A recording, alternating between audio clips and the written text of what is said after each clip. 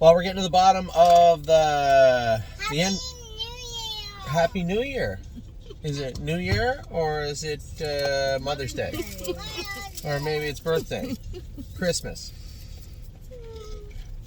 Maybe it's a Chinese New Year. Oh my God. We're at the border now, but there seems to be a lot of traffic even for our Nexus cards. There's like 8 cars in front of us. I think we have time to get through our 3-year-old, starting with our newest 3-year-old. Starting with our newest 3-year-old, Admiral Dio. This horse was bought. A lot of backstory here. You guys know it by now. I don't need to go into it. He was off a year. He won't be ready till probably September. But I just thought a horse that I had liked in the yearling sale, in Kentucky, that ended up going for $105,000 to get him for 17. I think if I did the math, it was 16 cents on the dollar. That doesn't mean anything. He missed all his stakes now, but still, hopefully, a good horse. He'll be fresh anyway. In September. Arson raced great yesterday. Really happy with Arson. I had a lot of people messaging me, what's your take on Arson's race? Well, I thought Time Is On My Side raced absolutely tremendously, and he was a full second slower than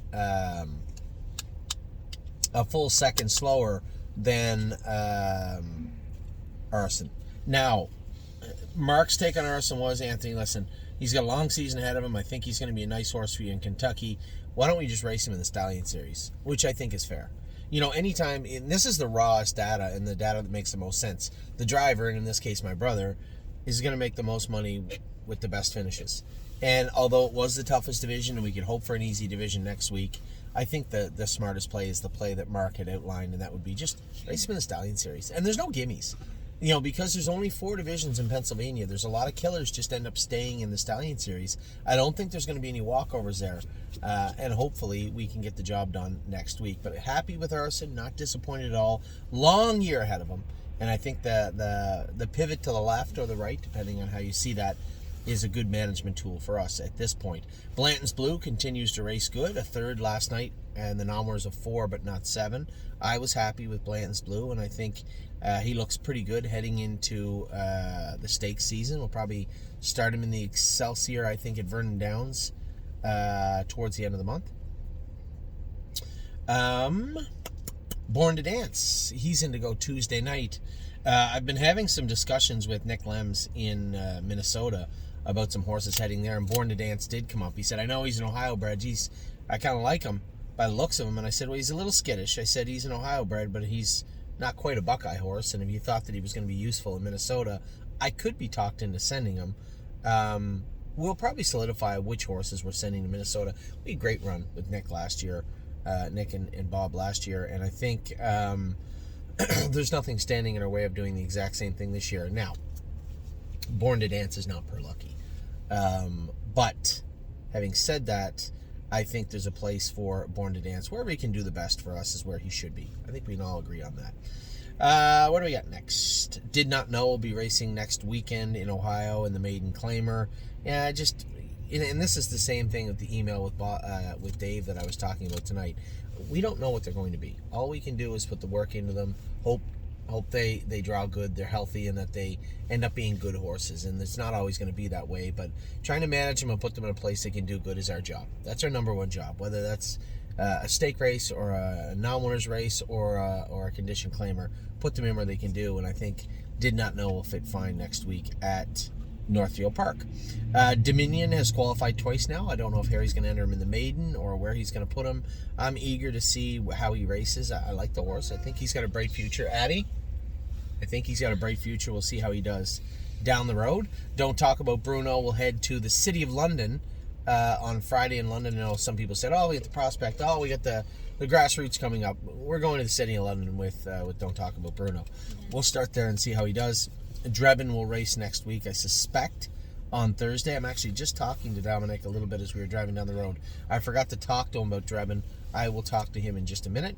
Flashfly will race this Wednesday at the Meadows. Eager to race Flashfly.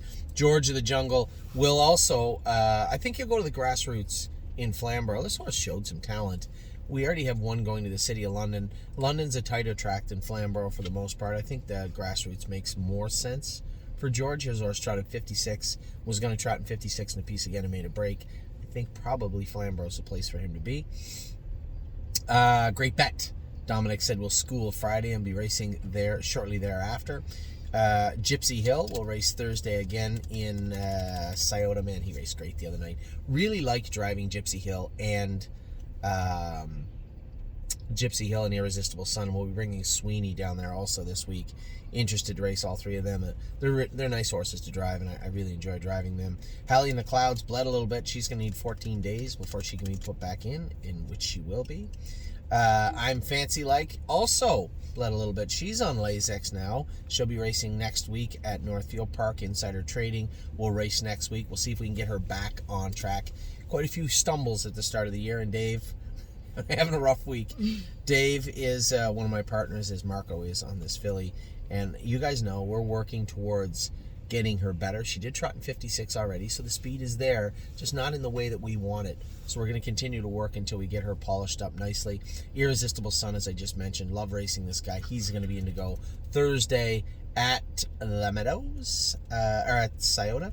Jayport Beach Boy, we had him fixed up. He was entrapped after his last race, so give him the benefit of the doubt. We'll race him back, and I need to do a better job driving him too. It wasn't my finest work the other night. We'll get a better trip out of him and a better airway for sure for him. Lonely Lakewood. I like what I see from Lonely Lakewood. I'd like to see him race well on Tuesday. I feel bad.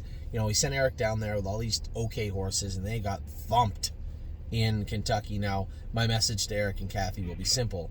That won't happen when the 2-year-olds go down, and when Arson shows up, and when Memory and Imagination and Pickpocket show up.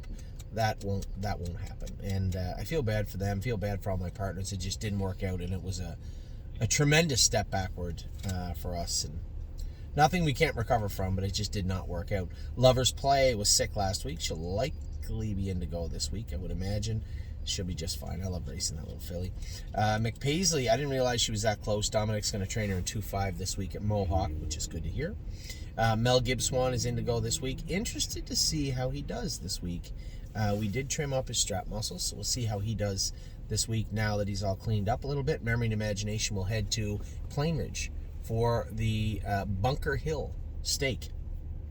So I'll be eagerly awaiting that. I'm not going. I'm going to watch Brett Beckwith drive him in the Bunker Hill. I think it'll be a good fit. Man, that kid is on fire this year. Militant. I had a great conversation with Curtis, my partner in Militant, today, wondering if maybe Minnesota was a spot for him. I'm a little frustrated with Militant. I do think there's more there to offer. I just don't know what's going on with him. I know that Atlee's going to drive him very tough on Tuesday. We'll see how he responds. Mounds for All is in Indiana now. Great start to the year for this guy. 3 wins, 2 seconds. Really impressed with him so far, and can't wait to see him race in Indiana next week. Paycheck Princess is going to be qualifying Wednesday. A lot up in the air with this filly, and they'll all be answered very, very soon. Prince Charmer, race good. I got to fix the ropes on his hobbles. They looked a little short to me. This week we'll race him back in the same class. Pull the Shoes is Indigo Wednesday. Going to be a little bit short. She had a dirty old pus pocket in her foot. She's going to be a little bit short, but I'm sure she'll be fine on Wednesday. Punch the Clock. Fingers crossed, please, everybody. Fingers crossed. Yeah, hoping Punchy's in full this week. We find out in another 5 or 6 days, I think. Purple People Eater, a winner. I don't care if she got a little tired on the end of it. Hood on, closed up, open her up, put earplugs on her. Different story. This filly raced good. First over and won. Very impressed with the way she raced. Don't worry about the time or anything else. She got the job done, and that's all that matters. Ready for Landing will race next Saturday, I believe, at the Meadows. Is he going to get around the Meadows? What's he going to be like? I have no idea. All those questions will be answered next Saturday. Really don't care. We'll race again at Mohawk, and then we'll see what happens after that. I don't think Yonkers' first trip for her, it makes a lot of sense. We'll look for maybe if we can get a Tioga or Vernon. I got to check her stats, but I think Monticello is in the future. So we'll see. Sunset Acres Girls getting closer. Might put her in the race bike in the next couple of weeks and get her going. Sweeney is going to Scioto on Thursday. Time is on my side. An impressive, ultra impressive mile. Not often you see a horse make a break, come back pacing, circle up around them, and finish second in a Sire Stake. Well, it wasn't a Sire Stake. It was the All-Stars, same crew event. A very good mile. We'll get that last little wrinkle out of him, and then it's game on. Vaquero Blue Chip, hopeful with him on Wednesday. He's not long for the barn, I don't think, if this keeps up. Victory Blue Chip, Harry apologized. He missed entering the horse for Monday to qualify. He will qualify on Friday, my apologies via Harry, or Harry's apologies via me, to you and all my partners with Victory Blue Chip. Watch Your Mouth is almost ready to go now in Ontario. Widespread Panic, second and 57. We'll see what happens with Panic. I think this horse could be a nice horse. Just got to watch how we start him out here in the next little while. And Winter Bells. Just talking to Dominic right now, actually, about Winter Bells. Is she going to stay? Is she going to leave? We're going to race her in the... She's not going to the grassroots, I can tell you that right now. Not going to Mohawk. So she's either going to a maiden claimer or the... What's that called? The Prospect Series or one of them. We'll see. Or she's going to Northfield Park. One or the other. We'll see. We're up at the border, right on time. We'll talk to you all very soon. You're all updated now on your 3-year-olds. Take care.